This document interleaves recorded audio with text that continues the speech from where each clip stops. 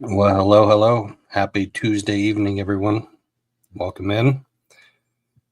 And welcome to my Hello. wonderful co-host, Salty. How are you? Um, I'm better now.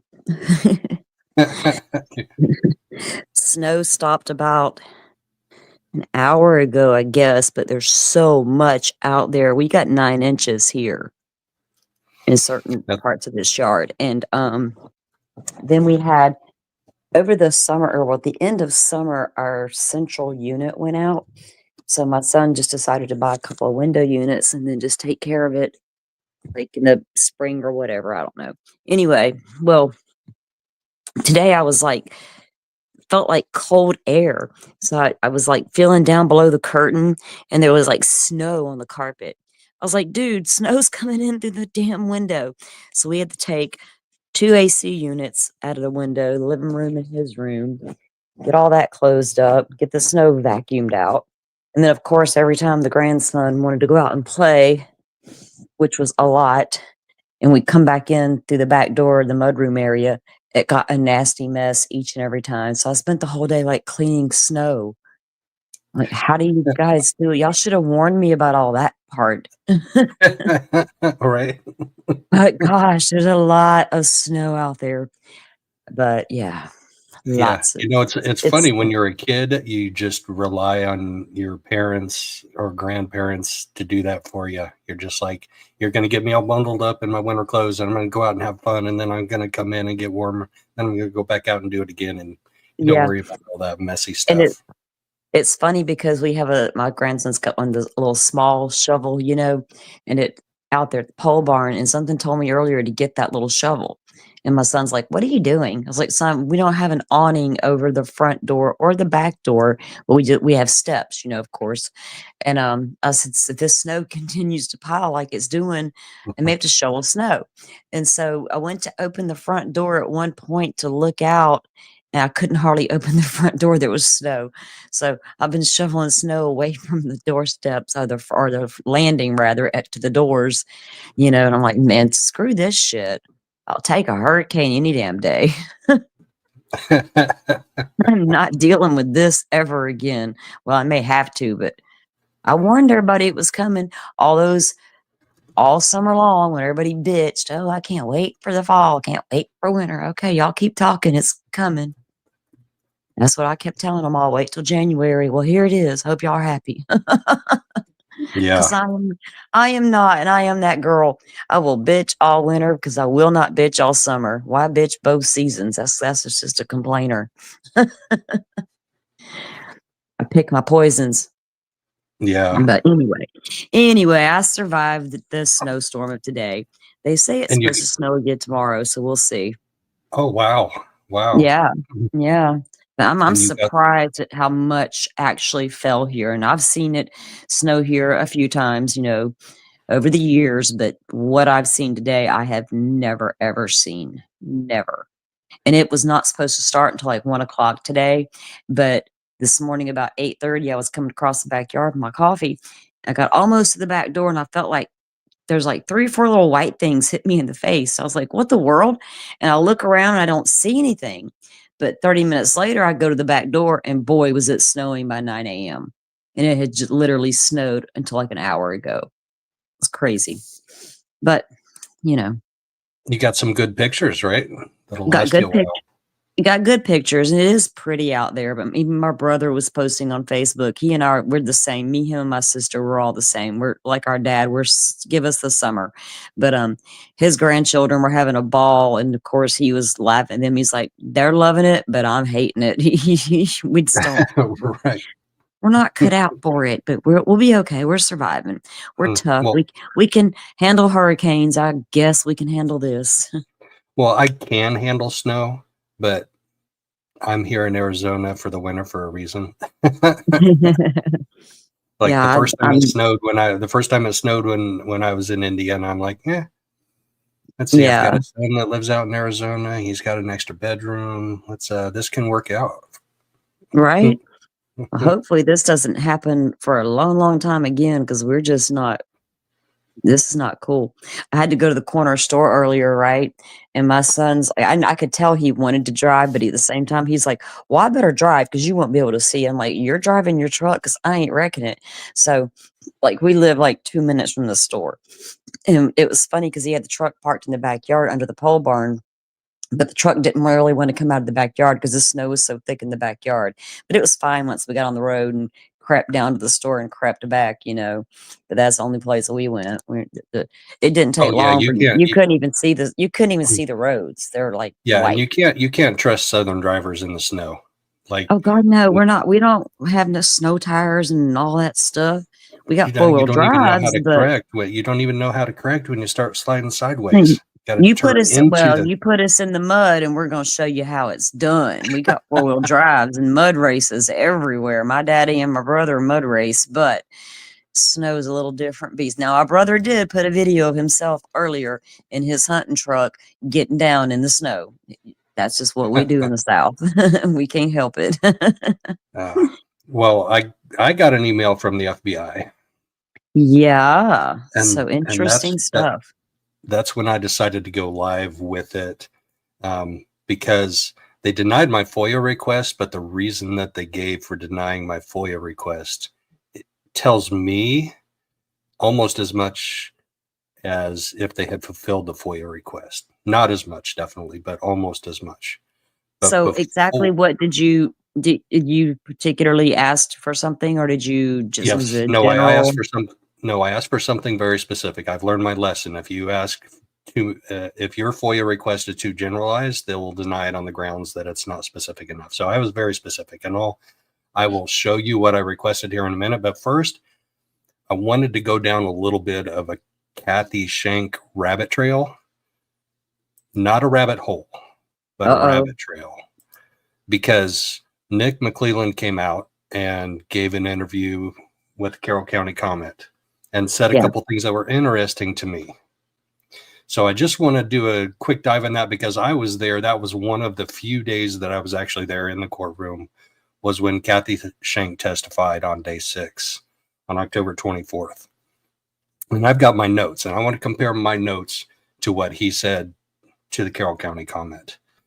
Mr. Liar. Because, yeah, somebody is. Somebody's not being completely honest.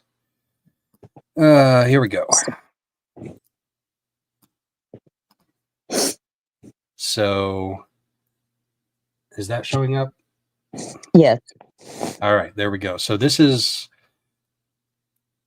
the Carroll County Comment, Ms. Amy Graham McCarty, who who other content creators who were at the trial thought that I was her undercover. What? Yeah. Like he Like when dressed up like a man and pretended to be I what the or heck? I was or I was writing under a pen name of a female even though I was a male type of thing. I Oh, don't know. good Lord. People are so damn paranoid in this genre. Yeah, yep. They really are. It's like, True man, story. And y'all. they thought that on the August 1st hearing, and then they thought it again on day 1 when I showed up for day 1 of the trial. Oh, Jesus. Wonder they didn't try to dox you and do everything else. Right. Okay. I'd have fed into that shit probably, depending on my mood. We might have throwed hands, or we could have fed into it and played the game. I believe me, that crossed my mind. This depends on my damn mood. All right. But he talks about the tip sheet that Kathy Shank found. Right. And let's go. Here we go. Here we go. Let's look at this part right here. After nearly a year of reviewing tips, so they decided back in 2021, let's go back and check all the tips. According to Nick, that's the excuse he gave for going back and looking at all the tips. Well, they said that in the beginning, that they had decided to go back and start looking back from the beginning and blah, blah, blah. Right. And that's fair enough. I'm not saying that is deceptive. Right. But this is his narrative. After nearly a year of reviewing tips, Kathy Shank, a retired DFC worker and investigative team volunteer, revisited tip number 74. So it makes it sound like here we are going through all these stacks and stacks of tips. And this is tip number 74 out of like 30 or 40,000 tips. Tip number 74 didn't get checked for more than a year after they decided to go back and start reviewing the tips. Anyway, Alan's self-reported tip placed him on the Monona High Bridge on February 13th, the day the girls went missing. The tip had information from Alan that he saw 3 girls on the trail between 1:30 to 3:30 p.m. Alan told Doolin he was wearing clothing similar to a man recorded by Libby following the girls across the bridge. Did he say that to Officer Doolin? I was wearing clothing similar to Bridge Guy. No, he didn't. He didn't say I was wearing clothing similar to Bridge Guy. He was interviewed like 3 days afterwards. We didn't even know what Bridge Guy was wearing. But if Doolin, if I'm an investigator doing my damn job and I'm going to interview someone who claims they were there, I'm going to automatically ask, what were you wearing that day?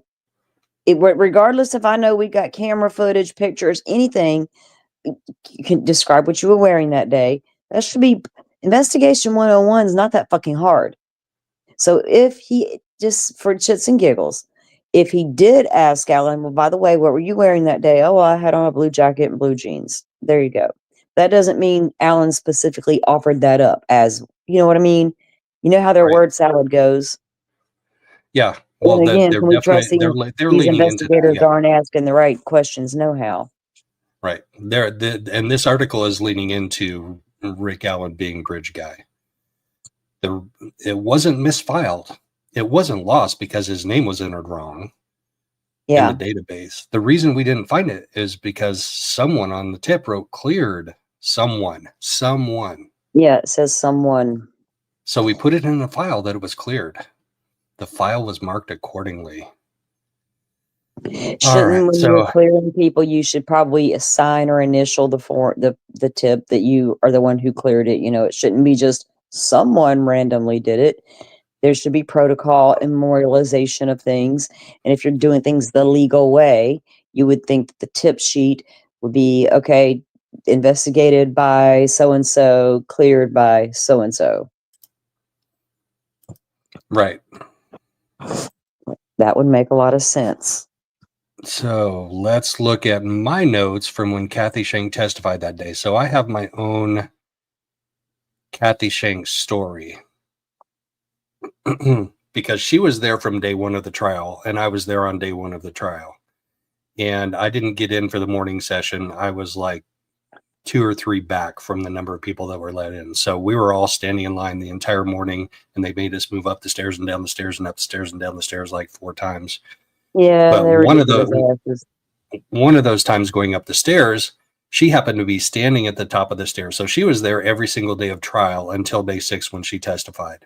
And she started to come down the stairs as I was coming up the stairs, and she almost tripped and fell down the stairs. So I would have had to have caught her to keep her from like falling down the stairs.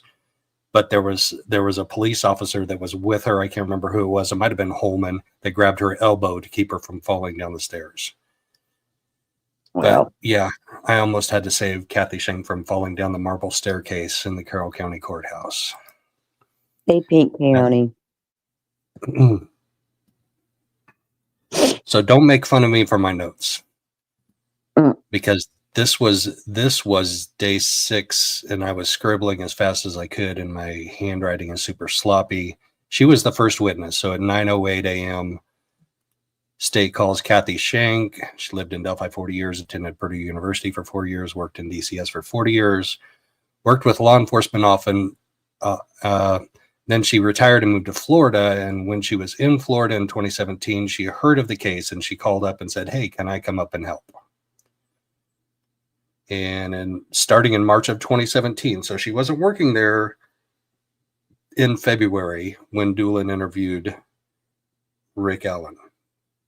But she was at the tip center in the REMC building. At some point, she began organizing the bankers' boxes, transferring them to file cabinets and labeling folders. There were 5 filing cabinets. There was another individual that was helping her. They were instructed not to read the reports. After finishing the organizing, she began entering them into the database. Well, she had to read the reports then, right? If she's I entering them into the assume, database. you would assume so, but these fuckers, we don't know what the hell they were doing. Each They were lead had a making up number a tip. assigned. Database was more than just Abby and Libby. I don't know what that note's about. I don't remember what that was. Database was more than just Abby and Libby. That don't make any sense. I mean, what would No. it be? Maybe Orion had to do with multiple crimes. I don't know. And at some point, you see my little scribbled note off to the side. The office moved to the city building. Yeah. And then she began entering tips into the database under the direction of Sheriff Liggett. Tips came in emails. Direction came from Unified Command. Tips went into the database, not the file. Then in September of 2020, she began scanning hard copies into the database, and it took about 2 years to complete. So that's exactly 2 years from when she found the one in the drawer that Nick McClelland just said, oh, no, it was a matter of routine. We were going through and checking everything from A to Z and checking all of them again. Estimated 14,000 tips. And then when they moved out of the city building, she found a miscellaneous box of handwritten tips. So this was not part of her standard, we're going back and checking all the tips. She found a miscellaneous box of handwritten tips. She needed to reconcile the box of handwritten tips with the database. Fair enough, but it wasn't part of the standard. We're going back and searching everything from the beginning. That's when she found the lead sheet of Richard Allen Whiteman. She felt that it was important enough to share with Liggett. And then look at my exclamation marks on the left side with the arrow. I don't know how that exact lead sheet ended up in that box. That was important to me enough in the moment for me to put those little exclamation marks on the left side. Yeah, we don't know either, Kathy. It's just, I don't know. The timeline doesn't make sense. We all know that with Kathy's discoveries, the going back through the stuff, the blame game they keep doing. But I found those documents this morning so interesting as far as what can be done for appeal, hopefully, like the white van thingy. But when you did, so are you just like your Kathy's timeline and the events of how things unfolded? Is that what you're looking at, really? I mean, because yeah, absolutely. The fact that Nick McClelland in his interview with Carroll County Comment made it sound like, oh yeah, we decided just magically in 2021 we were going to go back through and check all the tips, and that's how she found it. No, she found it in a miscellaneous box in her drawer when they were moving buildings. And yeah, we heard that. I mean, but he's going to say what he wants, but we knew that's how it happened. Right. So I'm going to play her little interview right here that she does with Jerry Holman standing right beside her. Mr. Protector. Right. Yep. With his lavender shirt on. Obviously, in the trial, I heard your testimony and the passion and the time, and I hear everybody else talking about the time, and even you being so humble of this is a team effort, you know? Absolutely. What was it like for you to be a It's part a short of video. this? I mean, it's only 3 obviously, minutes. you talked about it in trial, about how you came back and you wanted to volunteer. Why was that so important? I had worked with law enforcement my entire adult career for 40 years through Department of Child Services, through Child Protection. And I knew several of the law enforcement officers, the prosecutor at the time, Rob Ives. And when I learned of this, I contacted Rob and said I'd like to help. And that is exactly what you did. I mean, so much. Your role, obviously, we know from your testimony, helping file and organize and do all the things that need to be done in order for an investigation to kind of stay organized, if you will, the organizational side of things. So Unified Command couldn't afford to hire a secretary or administrative assistant or whatever you want to call them to do it. I mean, granted, being a volunteer is great. I mean, that's a great noble effort to be a volunteer, but it's just kind of a weird situation. I don't know. There are a lot of volunteers that end up volunteering in investigations that know law enforcement because it is costly to, I mean, do you reach out to an agency that provides professional secretaries who come into criminal cases, or should they already have their own clerk of court do stuff like this? But I guess this investigation was a quote unquote so large and so much manpower that there were a lot of volunteers. It doesn't surprise, I mean, I don't have an issue really with the volunteer part, especially with her background. What I do got a problem with is who found that tip for her. Yeah. Who said, Kathy, look in that box and see what you find. Yeah. Like I don't blame her for it. She didn't put it in the box. She found it in the box, but I think it was conveniently placed there for her to find. She found it in a box, in a drawer, in a desk. Yeah. When they were moving buildings. Yeah. Quote unquote Convenient. miscellaneous. That was never seen before that until they moved buildings. Yes. You So were moving offices and you opened up that drawer and you came across this box. What went through your mind, and where, obviously we know where it ended, but what went through your mind? When I found that, I realized that I had not heard of this person. And I went to the file drawer and found the actual file. Keep that in mind. I realized I had not heard of this person.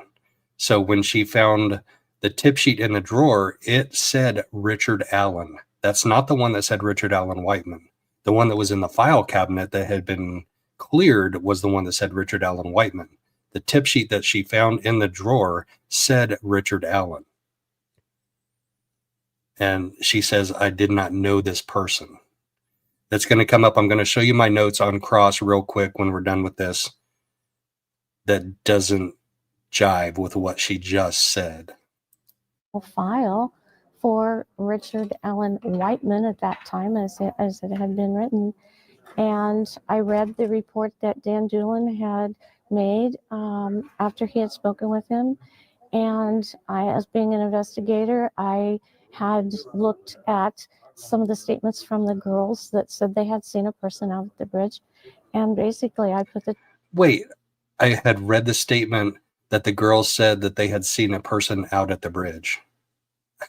Is she doing investigating? she was reading the tip. two and two together, took it to Tony, and we went from there. Outside of this, you're a member of this community for so long. Absolutely, my entire life, yes. What does it mean to you to be able to see all of this come to where we are today? All right, that's enough of that. I'm done with that. There's Jerry Holman standing over her right shoulder with his lavender shirt on. So I'm going to pull up my notes one more time. And we're just going to look at Cross real quick before we start going down the FBI FOIA trail.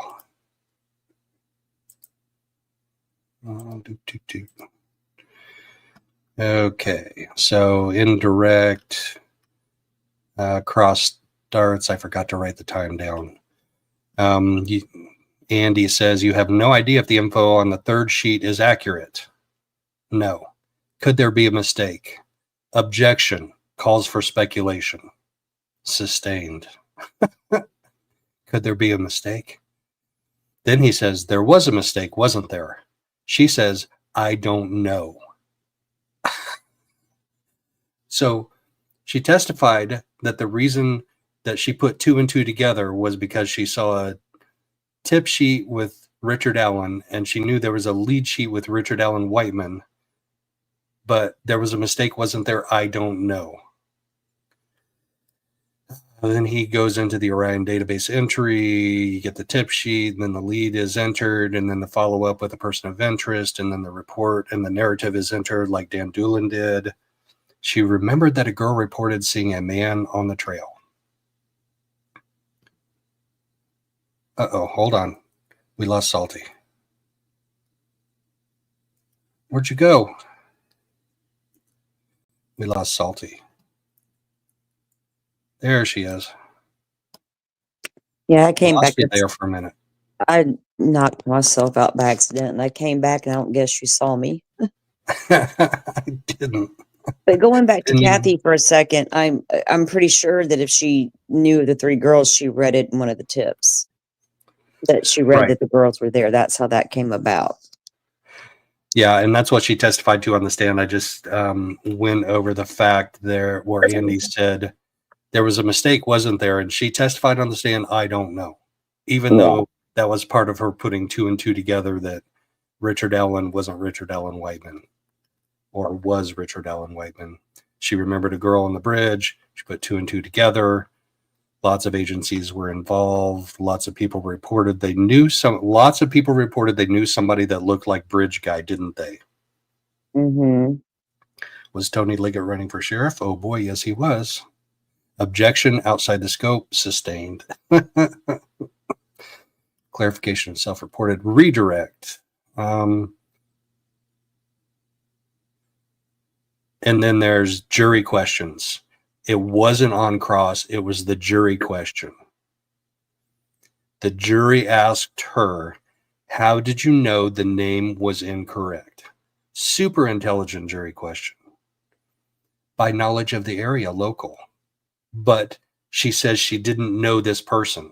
She just said in that TV interview, I realized I didn't know this person, Richard Allen. But she testified on the stand in answer to a jury question. I knew the name was incorrect by knowledge of the area because I've Right. lived And in it. all of these inconsistencies are going to come back to bite them in the butt. They really are.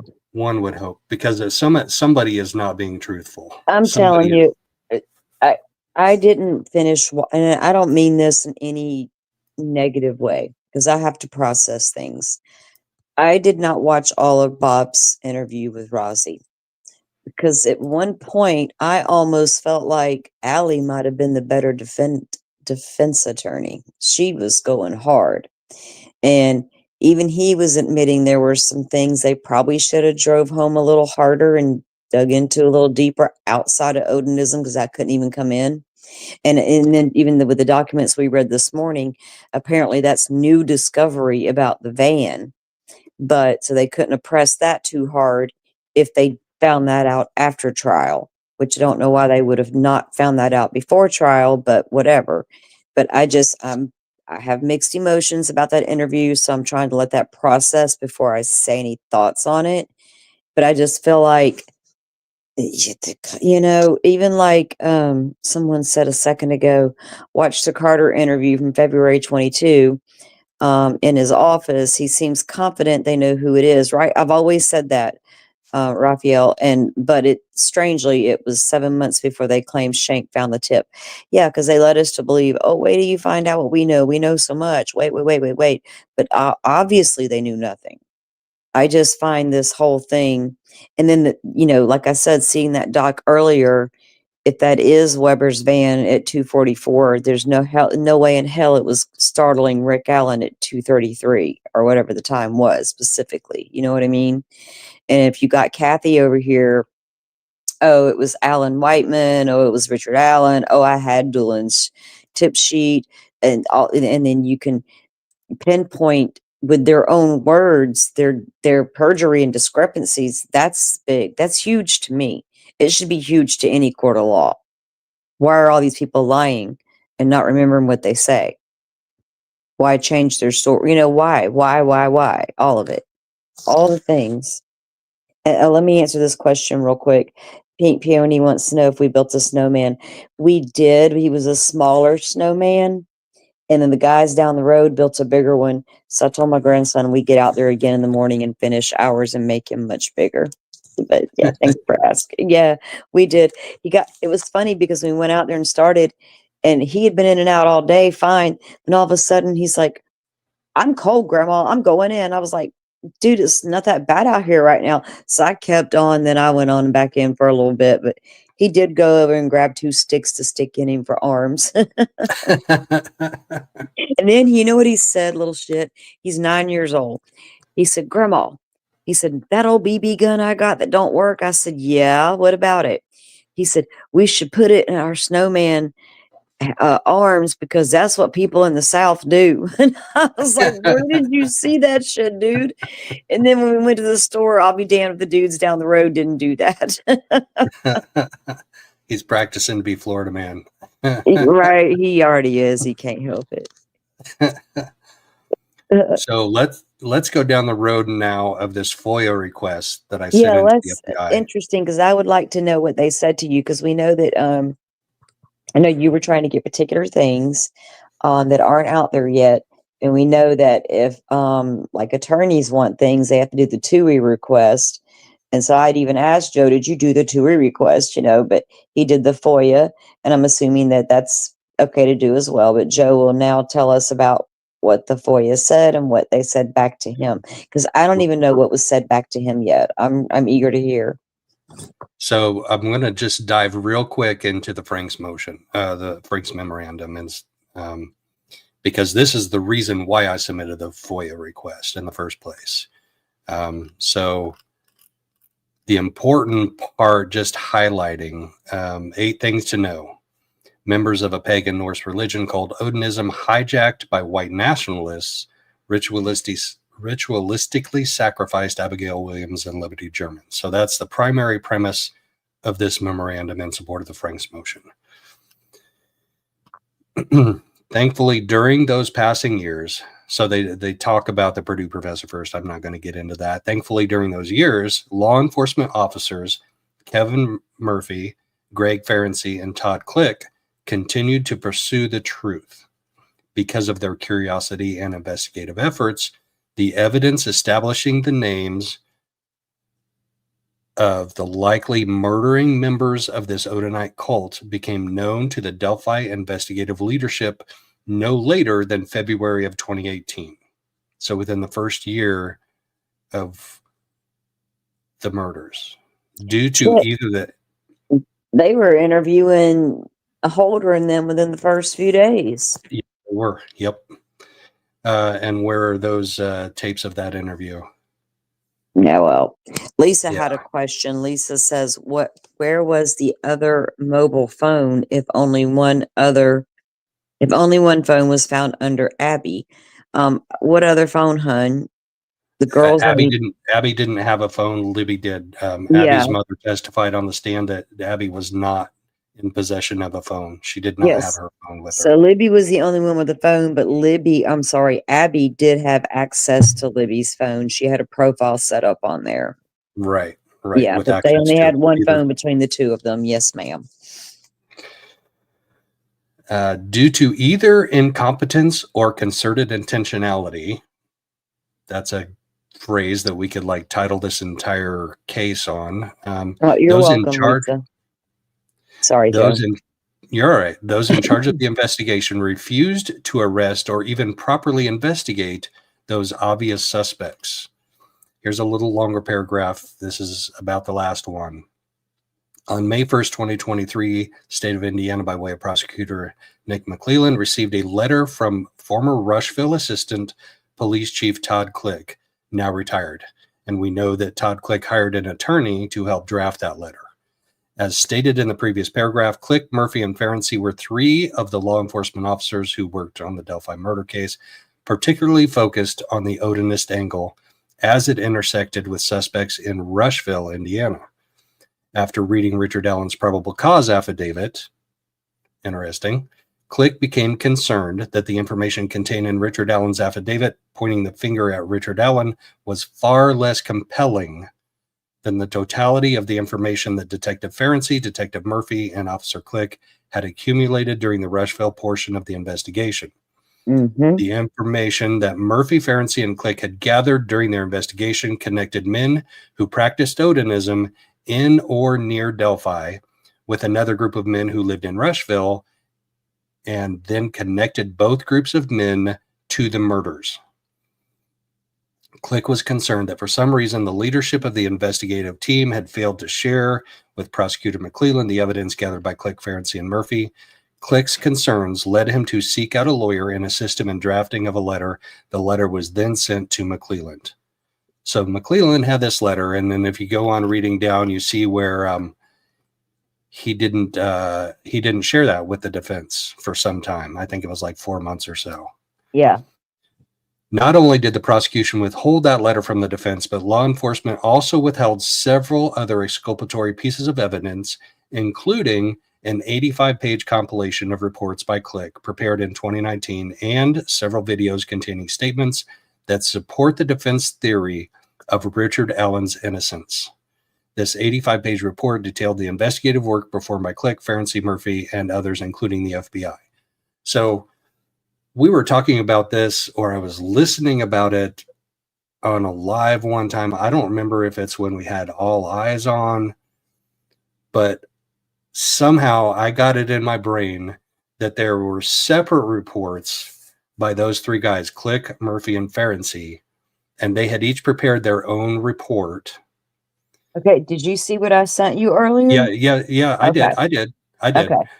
I'm trying to explain the background of when I sent this FOIA, because Right. what you sent me helps clear some stuff up, but we don't have any of those individual reports, and we don't have this 85-page report, to my Exactly. knowledge.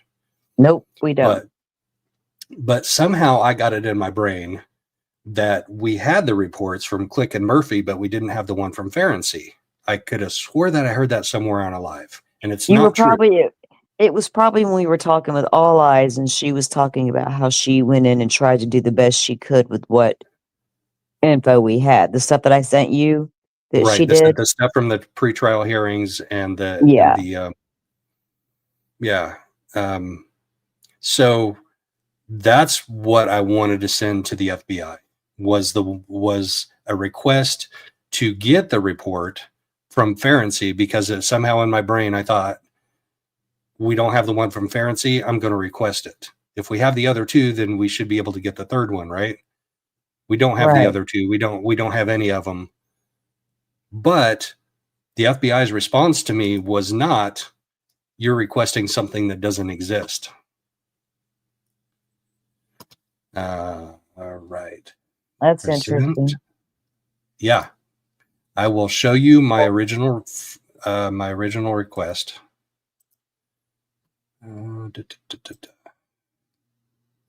Interview cleared. FOIA request. Here we go. This is my original request to the FBI through their eFOIA online portal. I requested all reports and investigation materials produced by Gregory Ferenczi related to the investigation of the deaths of Abigail Williams and Liberty German in Carroll County, Indiana in February of 2017. Of particular interest is a summary report dated on or about May 2nd, 2021. Petitioner understands that the amount of detailed investigation materials is likely prohibitively cumbersome, and as such, at this time, yes, I wrote this, only formally requesting reports produced by the named individual, that's Ferenczi, an individual investigator agent, detailing investigation into uncharged third parties that were investigated, namely Brad Holder, Johnny Messer, Elvis Fields, Rod Abrams, Ned Smith, or the Vinlander Club or gang. So that was my eFOIA request. It was very specific. And that was back on right before Christmas, like December 22nd. They have, I believe, 20 days to respond to that. And they responded on January 17th with this response. FOIA.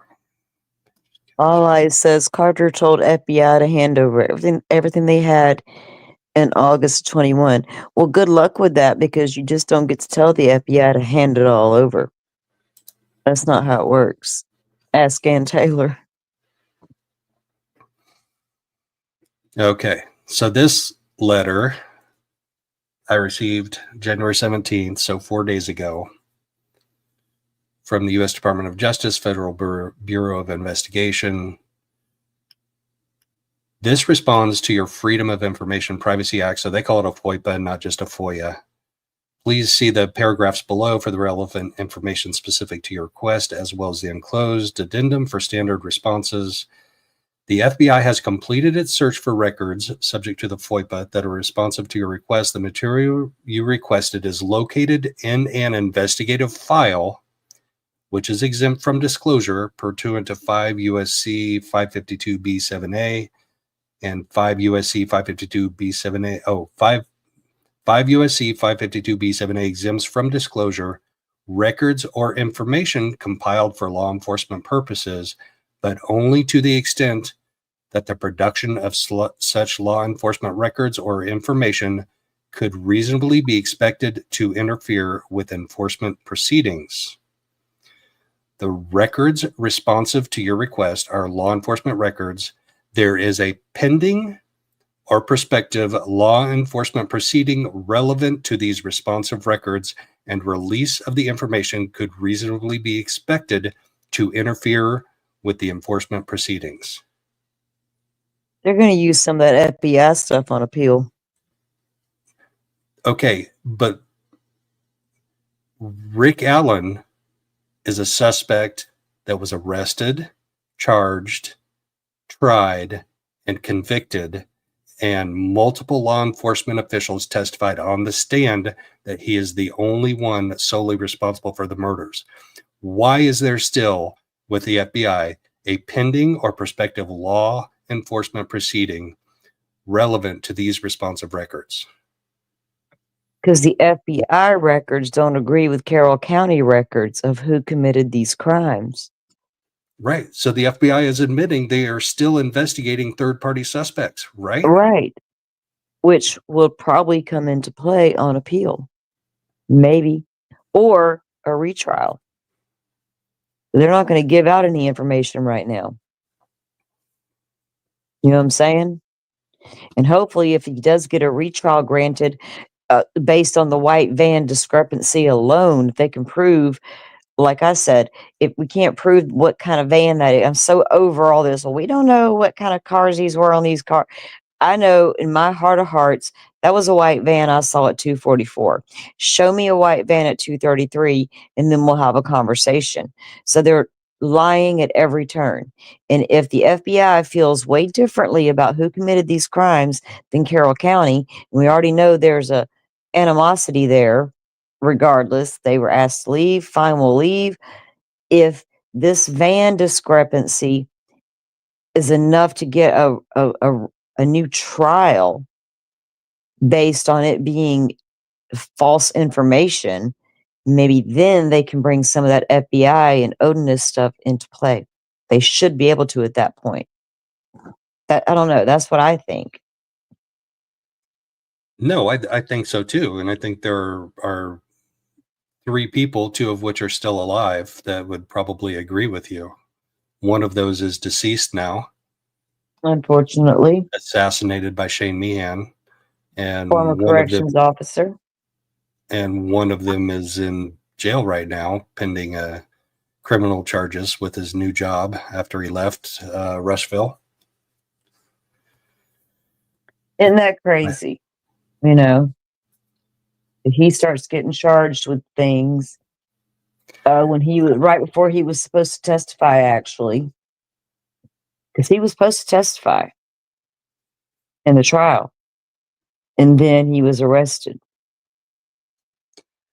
I just think it's crazy to me that the FBI just confirmed to me that their investigation into third-party suspects is still open, because they could have given me 100 excuses to deny my request. Yeah. And the one reason they gave me was that it's still an open investigation, and I very specifically requested information on third-party suspects, very specifically. And they're not going to close it on their end until they know more. And I really wonder if they have worked with Kentucky with Bill and Peggy Stevens, those investigators' concerns that something about Delphi tied to their crime scene. Not saying that it did. It could be different. Witchcraft type things happen all over the country. We had a case here. We just had a case a few months back about that girl who mutilated and killed her mom because she was a witch. I'm just saying, you know, it's out there. It is what it is. So I don't know. You know, it's crazy. It's crazy. This entire case And it seems like more is coming out now to prove that the state was not being honest. And how jurors, if there's a new trial granted and this evidence all comes out and the jury's like not guilty, this other jury's going to be like, damn. They should be. They should be really angry at the prosecution for keeping all that out to start with. Right. So this might be a nothing burger to a lot of people, but it struck me as it's hard proof evidence that the FBI investigation of third parties is still open. I'm sure it is. So this was my response to them. Basically, I just quoted my original eFOIA request, and then I quoted the response, and then the bold below was my response to them. I said, the investigation into the deaths of Abigail Williams and Liberty German should already be closed at this point in time. A suspect, Richard M. Allen, was arrested, tried, convicted, and sentenced. Multiple law enforcement officials testified under oath that he was the only suspect and the only person involved in their deaths. Furthermore, multiple law enforcement officials testified under oath that the other uncharged parties named in my original eFOIA request have been cleared of having any connection to the deaths. Furthermore, I did furthermore again. Other investigators with Delphi Unified Command who are investigating the same uncharged parties at the same time as Gregory Ferenczi have testified extensively in depositions and pretrial hearings that have been released to the public. Releasing the Gregory Ferenczi summary report will not, in fact, interfere in any way with enforcement proceedings. Withholding of the requested material is a violation of 5 U.S.C. 552 and Indiana Code 514.3. Those are the Freedom of Information Act codes. Please comply in a timely manner in accordance with the reference federal and state codes. I'm about to get you to write my next FOIA request, dude. Damn it, man. Look, y'all listen to Joe go. I got a little spicy with the FBI. We'll see how that Hey, goes. you go right ahead.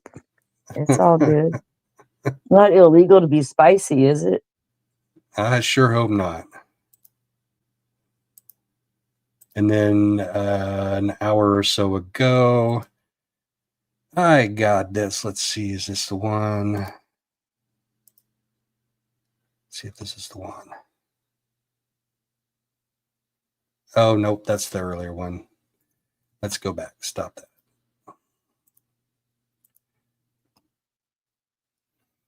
It takes like 5 seconds to pull stuff up if it's not in my Chrome tab.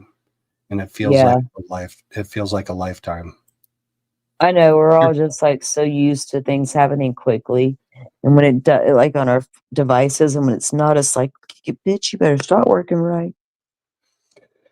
So, from the U.S. Department of Justice, Office of Information Policy, 6th floor, 441 G Street, Northwest Washington, D.C. This is to advise you that the Office of Information Policy of the U.S. Department of Justice received your administrative appeal from the action of Federal Bureau of Investigation regarding request number 1655747 on January 21st. That's the letter that I just sent, that I just read. In an attempt to afford each appellant equal impartial treatment, OIP has adopted a general practice of assigning appeals in the approximate order of receipt. Your appeal has been assigned number A 2025-00715. Please refer to this number in any future communication with OIP regarding this matter. Please note that if you provided an email address, blah, blah, blah, blah, blah, we will notify you of the decision on your appeal as soon as we can. If you have any questions, call us at this number. Sincerely, Priscilla Jones, Supervisory Administrative Specialist. Call her up tomorrow and be like, Priscilla, what up? I know from dealing with agencies that the second you do that, your case goes to the bottom of the pile. Well, duh. But I'd still do it. They're like, who is this person? Hey, you never know. She might be well, hey, what up? I'll meet you for coffee. I'll give you the goods. Doubt it, but you never know. Yeah, so that's it. I didn't even have an hour's worth of stuff. No, I mean, Yeah, you're good. I mean, we needed to hear what they had to say back to you, and at least you tried, you know. And like you said, it confirmed that they're still looking because, you know, they're the ones, the Rushville guys and all of them, and some of the Delphi players, third party suspects. These guys have been on the Poverty Law Center watch list for a long time. Not because of their Odinism so much, but because of their white supremacist type of views of what America should be. You know what I mean? But if you go look up the povertylawcenter.com, whatever it was, you will see the stories on there. Messer, Westfall, they're all on there. And they were on there long before the Delphi incident. So these guys weren't jokes. They weren't nothing to play with. These are, and if you listened to the 3 Westfall interviews, the guy makes it no secret how mean he could be. All right. So there's just a lot there. And today, when I realized, because I haven't had a chance to go back and review any more documents because I was so busy with the snow thingy all day with the kiddo, that just blew me away about the white van being seen on camera at 2:44 versus what 2:33 when the defense or when the prosecution claims. And all of a sudden, after all these years of white van, Gray Hughes talking about, wouldn't it be funny if, you know, he told his doctor he saw a white van. They made all that shit up. You know, they knew the white van came. They knew it didn't come till 2:44, but let's just say it came earlier. Let's just say that. And I think that's what they did. If people want to say they built a case on Koberger like that, like, oh, they got his DNA, then they fabricated or did things to make it look like he really was the guy. But honestly, that's happened in Delphi, not that I've seen yet in Koberger's case. Do you see what I'm saying? Yeah. Yep. I know people will see it differently than I do, and I understand that, and that's okay. But that's the way I feel about it. Because in Koberger's case, it's just about, you know, this IgG point right to my man and my client. And if that's the case, and you used that to get his DNA swab, that's your problem. Otherwise, we gonna go to trial. But Delphi's different. That's why that's my only difference between the two cases. But it's just crazy the way Delphi was done. But when I saw that van thing today in that Google sheet or Google drop that Sleuthy did for us, I was like, man, that alone, in my opinion, and I'm just a regular person, not an attorney, that would be grounds for a damn mistrial. Because he lied on the witness stand. You know, they can prove it. Yeah. No, absolutely he did. Absolutely. Let's look at chat for a second. I wasn't paying attention. The FBI was big on Ron Logan, libertarian, for a long time. They're the ones that got the FBI or the search warrant for his property. Wasn't even Carroll County. Isn't that weird? The girls are found on your property. That's probable cause to search your property. In my opinion, I would think, like, if you found bodies on my property, I would expect my property to get searched by the cops. Jesus. But no, the FBI had to do it.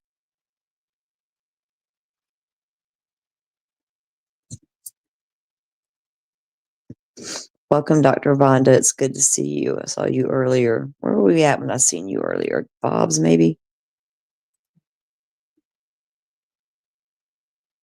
Bright should have quoted Gold's orders clearing the third-party suspects. All eyes.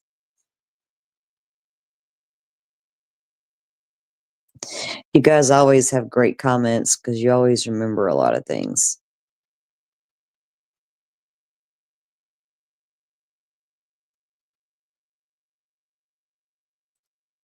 Joe, did you get a chance to read any more of those documents that Sleuthy had in the Yeah, I'm actually looking at them right now. I'm gonna go ahead. pull- Go ahead. I wanna- was looking at chat, checking in with them. No, you're fine. You're fine. Wanted to pull up that motion to correct again, just because. I mean, we're probably Oh, gonna. to correct the error, yeah. Yes, we're probably gonna read that 17 times and still find interesting stuff that we didn't notice before. Right. I do that with Idaho as well. And I'm going to read the rest of these documents and some more of the Idaho stuff for some more shows this week for us. But these were very interesting document right here. Yeah, Ron Logan's confession I don't remember that back in 2017. I don't remember that. You know, so much stuff has happened. I don't recall if I ever really heard that or not, that he confessed.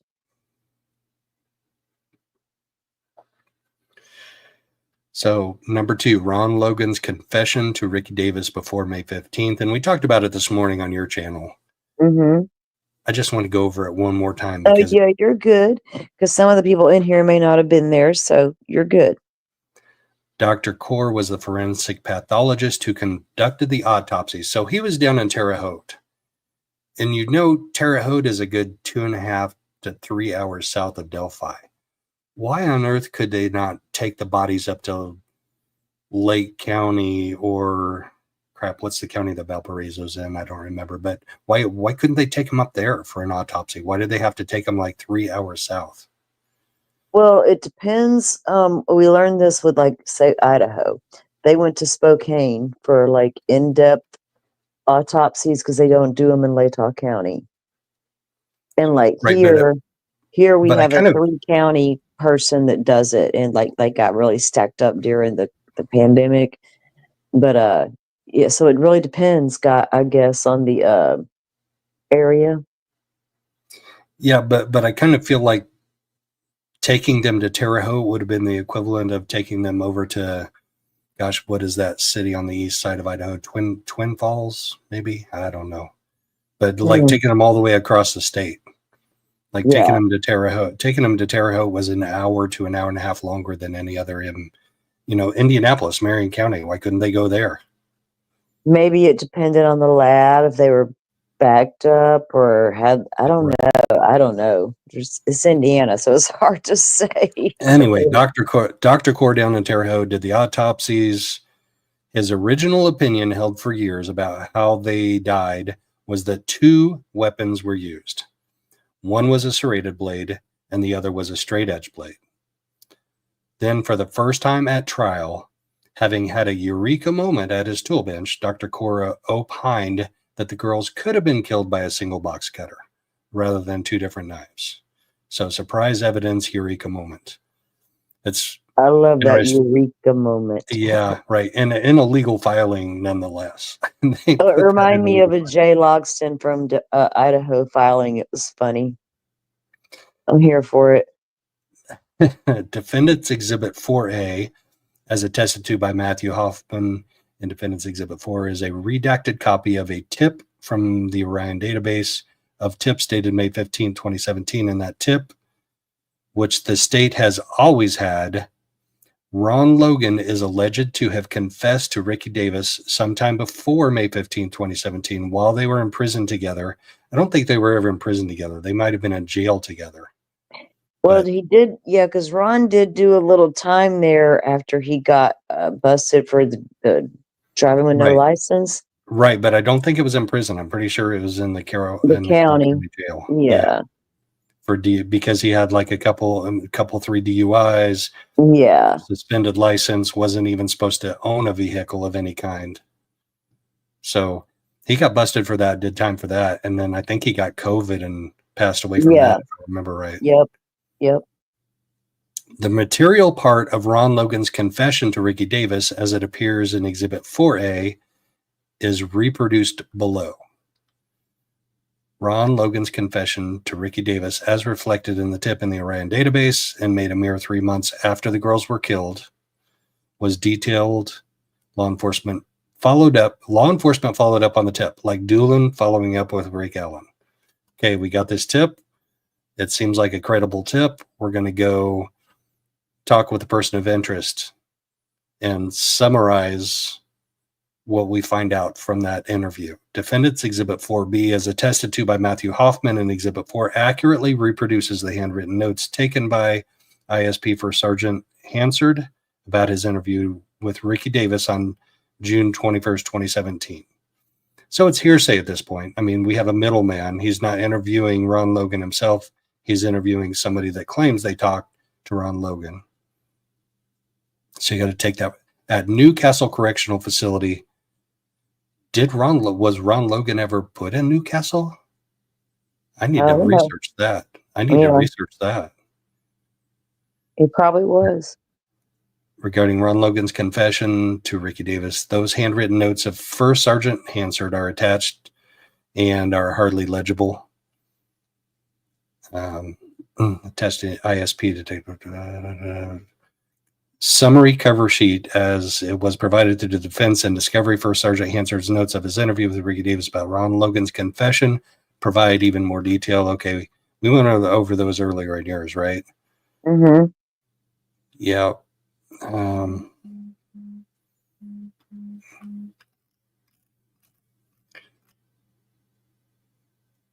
He left again, came back later in the evening, search going on. Okay, so he supposedly had contact with the girls. I still have questions. Let's talk about this for a second, Salty. Yeah. The creek was flooded that day. It was like 3 times as deep as it normally is. And there was a wall of water going through there. Like 17 tons of water per second. Right. So, first of all, Rick Allen on the defense side would have had a hell of a time getting 2 girls across there. And then when you get to the other side, you have to go up a steep, slippery bank that is really difficult to get up. Like the creek wasn't flooded when I went across it, and I had a hard time getting up the bank to get up to where the scene was on the floodplain on the other side where the girls were found. I had a hell of a time, just me by myself holding a cell phone getting up that bank. But why would Ron Logan cross that creek and then bring 2 girls back across it if he is the suspect? It doesn't make sense to me. What if? All right. So even Holman said in the 2 different interviews, he said one thing and then he said another. But he basically, in one interview, he confirmed it. He said that the shots account did communicate with the girls the night of, the morning of. So if that account, and Keegan claimed he was supposed to meet them out there, but he never went or whatever. What if Logan somehow knew the girls were going to be out there because of his friends? If they're friends, this is all an opinion, a theory, a speculation. If Logan somehow knew the girls were going to be out there. Okay, so there's a payoff for crossing the creek. What if they didn't cross the creek? What if again, I'm going to go back to, I need to see the rest of that footage of these cars coming and going on 625 that sees the van. Because like you said, like we talked about earlier, was there any other vehicles coming and going from that private drive? If none came the entire day off this house video that was recording and can see that, then nobody drove down the private drive to lure the girls down to a car and drive away with them. But if there's a car that can be seen leaving that area in the 2-ish, 30-ish time frame, that's a car of interest. But we don't know that, the defense didn't allude to that. So I'm assuming they had to cross the creek. But there's so many, I know you say the creek was flooded. I've seen the pictures of the rescue guys in the creek. It was waist deep in some parts on them, and other parts it was knee deep. If you're in desperation and you're Ron Logan, yeah, you're going to rush those girls across that creek. It would have been nothing for his big ass to scale it. He's a lot taller. The search guys were out there the next day, and the creek had already significantly dissipated by the next day. So it was more than waist deep on an adult on that day. I don't know how much the girls spent time swimming and getting into creeks. I'm raised in the South in creeks, and we have swift rivers. We do military swift river training here on our rivers. We were taught that river is swift. It will take you away in a heartbeat, just like the Gulf rip currents will. So if you're forced to get across something, you can do it. You can do it. It's going to be hard. And if you're holding on to each other, it's a little easier. But if that's your only way to get them over to your property, that's the only way to get them over there, unless you drive them. I'm not saying it's not possible. I'm not saying it didn't happen. Unless you go back across the bridge and go down that one trail that True Grit and I were talking about that will lead you back toward the property without even having to cross the creek. To the north of it? Yeah, you would have to go back to the north end of the bridge.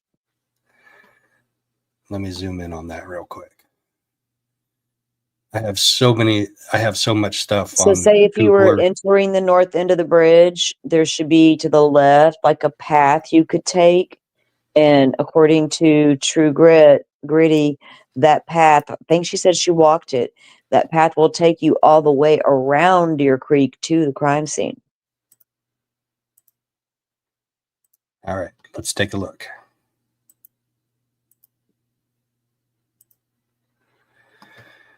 All right, so there's the south end of the bridge, down the hill video taken at 2:13. That's where my videos took place, and then I walked across. I need to put my path on there because I actually came in from the cemetery, walked down to the creek, crossed the creek up to the south end, and then I walked all the way back. Yeah. But here's the north. Here's the north end of the bridge. So you're saying there's some kind of a trail that goes. Let me put add path. It's a little walking path that kind of goes like this. Yeah. You have to get, like, can you get, well, you can't get any closer with that map to, like, I'm trying to, I'm zoomed in, I'm on my phone and I'm zoomed in as far as I can go. Hold on. Let me zoom in. Like by the bridge or? Yeah, it's going to be right close to the bridge. There, you may not be able to see it well in this picture, especially with that foliage. I'd have to get gritty on here. But yeah, there is. Well, I'm on my phone. I would go to Google Maps on my phone, on my computer, but I'm like, okay, lazy. There's one without foliage from 2012. There is. It's going to be closer to the bridge, but in the bankish area, See, there's part of the white. It's hard to tell. Well, I'm right where the cursor is now is like right at the top of bank. Yeah. No, I mean, I was looking way over here at the other part. I was looking somewhere else. But yeah, there is a path there. Are you on Google Earth? Yes. Yeah, Google Maps might show it better. I don't know why. But yeah, there is a path along the way that you can walk through. When you zoom out, you can almost see it. And Derek German said that he didn't go that way because it wasn't very. Oh, look at this! What is that down there? That's part of it, I believe. There's a way to walk all the way around that. Okay, all right. May not be a perfect walking path, but it is a path. You know what I'm saying? It's a path. Yeah, I'm open to that theory. Yeah. But you'd have to get back to the north end of the bridge. Right. And there were lots of people there, and there were people out there taking pictures. I mean, and it was said that the south end is where down the hill was said. Yes. So when I went down the hill, I'm going to draw my path real quick. So and one of the girls said there's no path. And there wasn't. If you look at my video, there wasn't a path. Yeah. I've looked at yours and several, and yours was really good. And there's not a path. There's not. And down the hill. So you go down the hill first time and you land on the road. And then if you go down the hill again, you can't go like straight down towards the thing. You have to like walk along the railroad because that's a more gradual incline. And then you can come back and go this way, which is where I went. And then cross the creek up the bank, and that's where I went on October 31st, like that path right there. But you can't go from here. Oops. Cancel. Try that again. You can't go down the hill to the road and then down the hill there because it's just too steep. Especially in February when the snows are melting, that would be a muddy hillside. You just slide all the way down and you would be so covered in mud. Well, they got to Logan's property somehow, some way. We all know that from the Right. bridge. Yes. And the question is, did they cross the damn creek or did a car take them? And if there is a camera that can see that damn van coming and going at a specific time, then that same camera should be able to see any other vehicle coming and going throughout the day. And if Yeah. I'm the attorney, maybe I need to email them and tell them, but I want that whole entire video of the whole day. And if there's no Yeah. other cars, then they damn well cross the creek. Yep. And we just got to accept it, just like it don't take that long to unalive 4 people probably in a house. There's a lot of, if you watch a lot of true crime, like true story, true crimes, sometimes I'm blown away at the who did it, right? Like, you know how they go through the stories and you don't really know who did it until the end, and you're like, damn. And then the way someone was able to pull it off in such a timely manner and get away before getting caught. It's like, how can people not think that can't occur when it literally occurs in real life? So confused. Yeah. And 2 young teenage girls unalived in a small town in Carroll County, Indiana. Well, I It mean, happened. I It can believe happened. that would happen. Yeah, but what I can't believe is the perpetrator, alleged, went 5 years free in this town when nobody recognizing him, nobody turning him in as a tip, all those things, no red Oh, flags with him. that reminds me, I got to share the end of that Kathy Shank interview because Uh-oh. what she says is almost comical. And it's probably right where I left off. I forgot that. Oh, good, my cap cuts back. Maybe I'll make a video. Yeah, listen to what she says about the investigative team and the investigation. One, misfiled report, if you will, leads to all these years of work being able to pile together. We talk a lot about all the evidence just was able to stack up. And then the final pieces of this is the guy. What is it like for you to see not only the guilty verdict on that day last month, but today to hear the sentence of 130 years? The justice has been served. I mean, there was an amazing team that worked on this. I mean, Jerry and all of the state police and all the other. Jerry's standing right there. So she feels the need to call him out individually. There was an amazing team, but listen to what she We all says. know they sucked. If it wasn't for you, they still wouldn't know who the hell Right. Rick Allen was. Right. Doolin darn sure didn't remember. My For 5.5 God. years, he didn't remember. All right. She says her best quote is yet to come, though. The other agencies, and I have such high regard, and I guess what I can best say is I got back a lot more than I ever gave. Obviously, you hear all these people talking about you, every person calling you out, thanking you. It's very humbling, very humbling. I did it because I like to serve. I like to help people, and that's what I did. And right place, right time, right? I guess I basically call it divine intervention. Yeah, you were just there, open that drawer, you just so happened to be the person. Divine intervention that she just happened to open that drawer and find that miscellaneous box of handwritten tips. Well, I should have opened it a long time ago. How many damn drawers did y'all have? I think maybe that part about the team was the part I was thinking. I thought she said something more about the team. I'm going to play it one more time just because it's so freaking amazing. The team sucked. I got back a lot more than I ever gave. Obviously, What is it like for you to see not only the guilty verdict on that day last month, but today to hear the sentence of 130 years? The justice has been served. I mean, there was an amazing team that worked on this. I mean, Jerry and all of the state police and all the other agencies, and I have such high regard. And I guess what I can best say is I got back a lot more than I ever gave.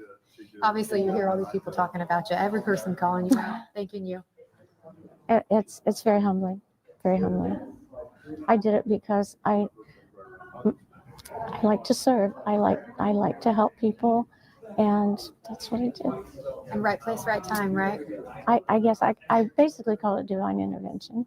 Yeah, you were just there, open that drawer. You just so happened to be the person. What was finally last thing? Obviously, it went so long, so many people. I mean, 8 years almost that you're, this community. Like, please, we have all these things. We have video evidence of this suspect, and we still don't have the person. What was that like for you to be able to see law enforcement and investigators kind of finish putting that puzzle together after waiting for so long? It was amazing, and it was. And I think I told Jerry it was a well-oiled machine. I couldn't believe I had worked up to the arrest in my former profession, but I had never seen this, and it was amazing what they did, and they just went into action and did what needed to be done, and here we are today.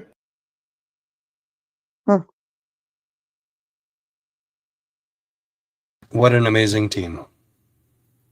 Did what needed to be done. Jerry Holman, Indiana State Police, and all the agencies, with Jerry standing right there over her right shoulder. I just like to serve people. They got to make sure she says what she's supposed to say. All right. I closed that window out, so I'm not going back to that ever again. All right.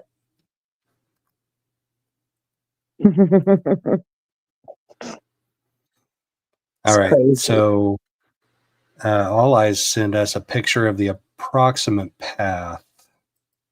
Okay. So I'm going to pop that up real quick, and then I'm going to look at it on Google Earth.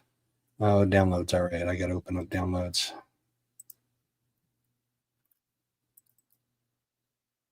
Oh, that's weird.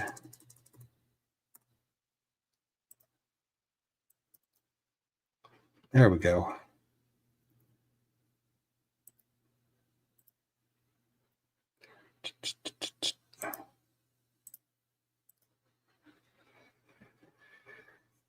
Yeah. I can tell you from walking part of that path. So I wish I could change so look at my cursor. I need to change my cursor size, but I'm up here. My cursor is up here at the southwest corner of the graveyard at the cemetery. And I walked down here, and then I crossed the creek right here, and then I went up the hill, and then I came back down the hill. That big old swoosh mark is easier said than done. I'm not saying, obviously it's a crude location of the path, and it's walkable. It definitely is walkable. The part of it that is the most interesting to me is the part from the north end of the bridge down to the part, well, basically down to where the girls were found. Because Derek German said that he wouldn't go down that because it wasn't a very walkable path, but then he's a bigger guy and not very athletic. So that was why he didn't go that way looking for the girls. And that OJ actually said that to him. She's like, I don't mean to make you uncomfortable or say anything mean about you, but you're a bigger guy, right? Yeah, I get it, All Eyes. I understand it's very, very crude. My point was there is a lot of terrain change in that whole area. Like on the south side of the creek, on the north side of the creek, there is a ton of terrain change. So maybe next time I'm in town, maybe next time I'm there, I may actually try and walk that path and see how hard it is. Because I'm not as athletic as I used to be also. So, and Rick Allen has heart problems. He has heart issues. We know that. Ron Logan was an older guy too. And not in great shape. So that is a very interesting path to do. So I'm working on adding contours to my Google Earth in this area. It's like a 4-step process, and I got like through 2 of the steps and I got frustrated. So it's kind of a 50% project right now, but that would help us understand more if we could see the contours of the area. Yeah. But that opens up my eyes to a new possibility about how the girls did get to where they were eventually found. I have a hard time believing at that time of day, with all of the people that were out there, that nobody saw them go back to the north side of the bridge from the south side of the bridge, Right. and then get taken off down that way. That nobody saw them. They didn't scream, holler, yell, fight, anything. Right. Because once you got to the north end, you could have ran, Right. Yes. especially with people around. Yes. And with Betsy up on the bridge, and what's his name with the camera guy, he was up there, right? Yep. I can't remember the exact times they were up there, but it would have been, it's just, I know the path was there. I'm just saying that if they didn't cross that creek or leave the private, there's only 2 ways to have gotten across over to the Logan's property: driven out of there or cross the creek. Because going back to the north end of the bridge and down that trail is really not an option, in my opinion.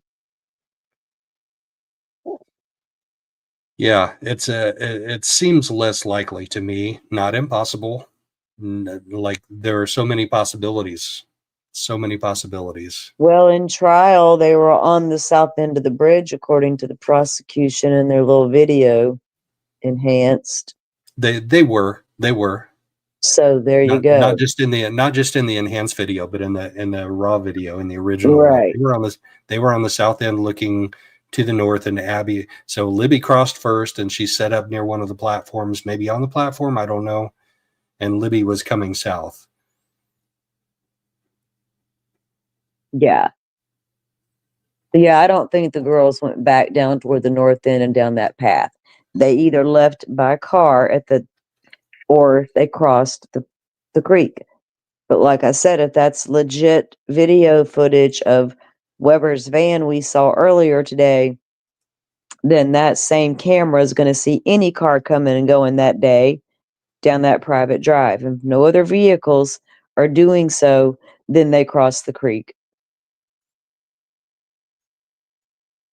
There's no other, explanation.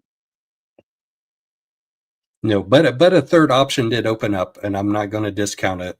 What? Definitely, the north end, the trail that All Eyes sent us. I mean, it is a possibility. It seems riskier to me for whoever is kidnapping them to go all the way back across the bridge to the north and then go down that. It seems So a you lot think riskier. after the down the hill statement, then they may have went down to the north end? Well, if down the hill was on the south end, no, I don't think they went back to the north end and then down the hill. No. Right.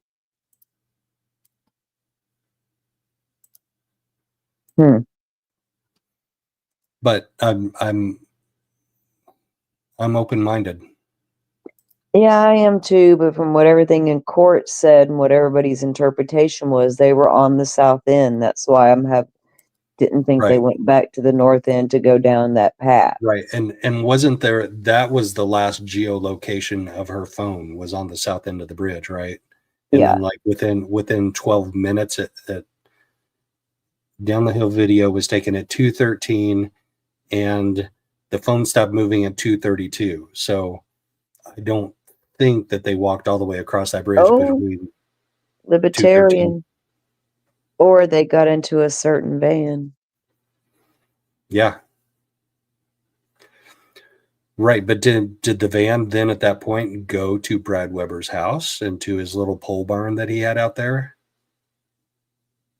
Or did they go and did they stay in that pole barn until the middle of the night and then go around to the cemetery and come down from the cemetery to where they were found? There are just so many theories about what could have happened to get them from the south end of the bridge at 2:13 p.m. on February 13th to where they were found on the north side of the Deer Creek at 12:17 p.m. on the 14th. And that's 22 hours. What happened in the 22 hours? Yeah. And all I says, every route depends on everyone else's timeline, and those are also murky. It's really hard to know. The only thing, if you're talking about getting across the creek or going a private drive, I don't know. If that's what you're talking about, like I said, if there's a camera that can see that damn van, it's just be able to see all cars. But as far as the timeline of the murders, that's what's sketchy as hell. Yeah, but the 244 video of that van today was huge. Very. Because he's a liar. He's just a big fat liar. And a lot of us knew that when he was testifying. You know, we knew that. It's crazy that they really did just find that video in discovery, after trial is crazy to me. But at least they have it if it's legit, like they say it is. I don't have any reason to doubt them. All right, so here's where he worked. Let's get directions from Brad Weber's house.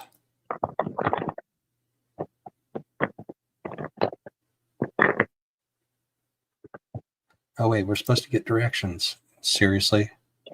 Come on.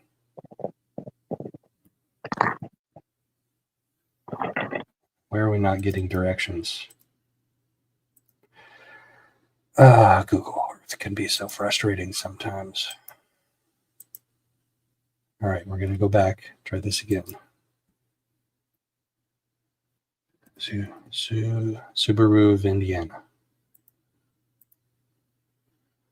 See how far away that is? Yeah. All right. So what's that address? 5500 State Route 38. So get directions from 5500. Well, I don't know what Brad Weber's address is. And we're going to have to go back and do that. So, but that's 5500 State Route 38. Let's go back to Brad Weber's house. See what that address is.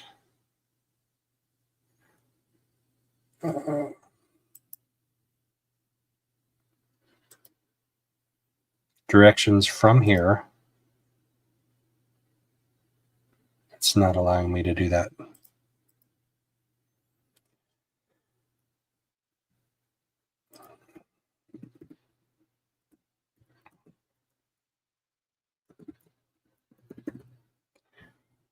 I don't know what Brad Weber's house is. North. I don't have the address right on hand. North 625 West. Delphi.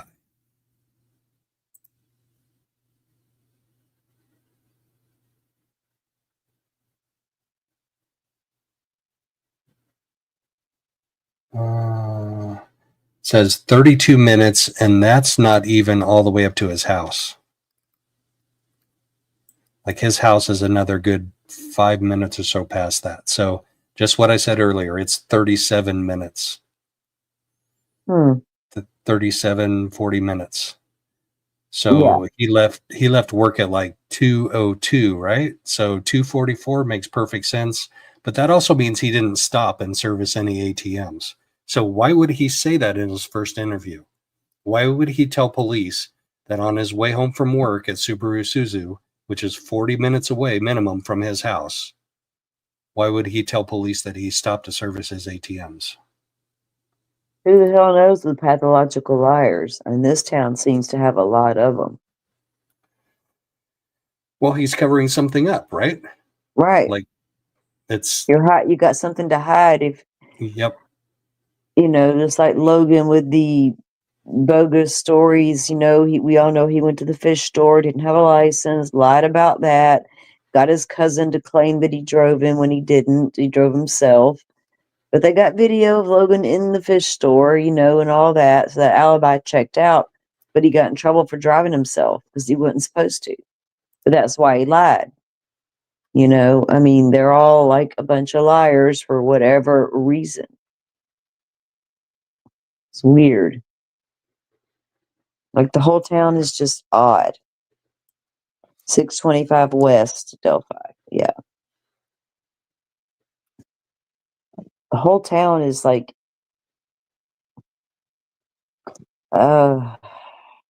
practicing something. Oh, speaking of, so Ron Logan passed away, but Mhm. one of his family members inherited his property, Yeah. and that's what their field looks like now. Tell me what's going on. And then you and I have talked about this before. I shared this with you privately. Tell me what's going on with that thing that's in the middle of the star paths, and tell me what's going on with this circle over here. Yep. You guys see that if you zoom in on it?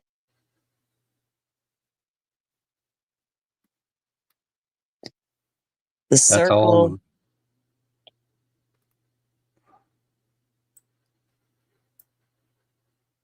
I don't know what's up with that. I'm not saying there's anything shady with it, but it just, The circle could mean a specific thing. And this one to the right, the way it's laid out, means a second specific thing. You want well, to there's something in open, the middle of that. There's something in the right, middle of that. right. Usually, well, never mind. But the one on the left, that's like your circle of safety. Could be, possibility, opinion only. You open and close your circle.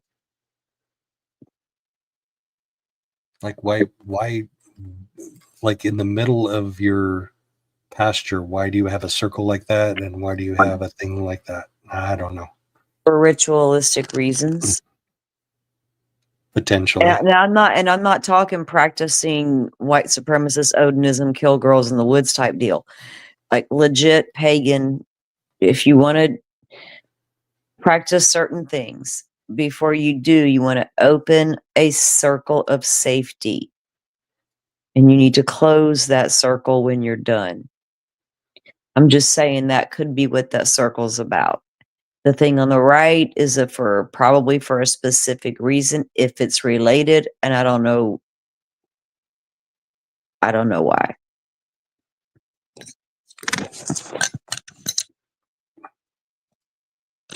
All right. Well, I think we went over everything that I wanted to go over. There's Been a whole lot of things to unpack. Oops. Hope I don't lock my.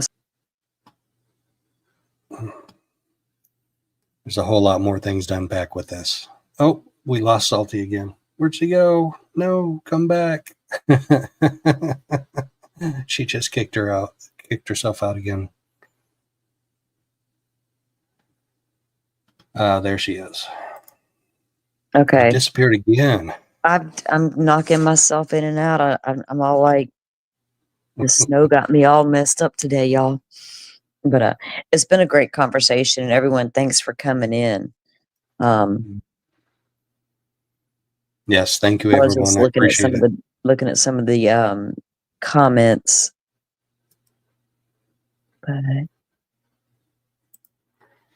yeah, we still got I'm going to go over that Google Drive some more and look at some more of the documents. I got some more of the Coburger stuff I'm looking over, and I'm putting together my little show on Sebastian, trying to stay away from the drama, but there's some interesting stuff that come out investigative wise. I kind of want to talk about a little bit, but putting together some stuff. You got some stuff in the works? Oh yeah. By the way, we had that closed hearing for the Coburger case, but we have the 23rd. We are supposed to have an open hearing, so I do plan to cover that. Good deal. Yeah. Yeah, I have some things too. I have a couple of cases in Arizona. We've got Preston Lord and the Gilbert Goons, and then we still have that FBI's top 10 most wanted that just got taken off the list and hasn't been found yet that I want to review too. Maybe that'll be a morning episode where we can just like do a little brief touchdown in those areas. There we go. Well, we hope you guys are liking what we've been doing as far as experimenting with the. Well, I don't want to don't want it to be an experiment. I like the morning show. I'm up early every morning anyway. We like doing our nighttime deep dives when we can.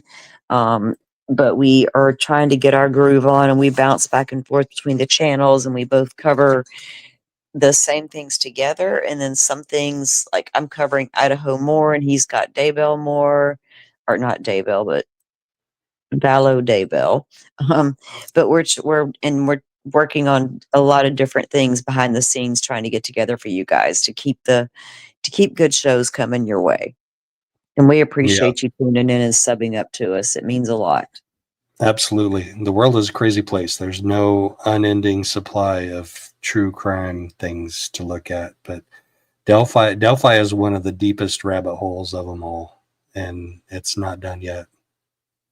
It could be a circular fenced area for the horse, but I didn't see a fence around it. I looked. And when I was out there, I looked too, and I didn't see any fencing in either of those pastures. Yeah, I didn't see a corral looking thing out there. That's not what it appeared to me. And but he did have horses though. He did have horses though, and circular corrals for horses are very common. So that's actually a good thought. That's actually a good thought. Mm-hmm. It is. I mean, but I didn't see any fences when I was out there, and I was studiously looking without trying to linger too long. Right. Well, I don't know if I don't think excuse me, yawning. I don't believe I'll be live in the I might go live in the morning. I'm not sure yet. Kids still out of school. Son's work is closed. They'll be home all day. So I may go live for a little while in the morning and then just take the afternoon, evening off. It all depends. But again, thank you guys for coming in. Joe, are you going for the night? Yep, I think we're done for the night. Salty, right. Thank you so much for coming. You're welcome. Hanging with me. I appreciate it. All right, you guys have a great night. Thanks, everybody. Have a wonderful night. Bye.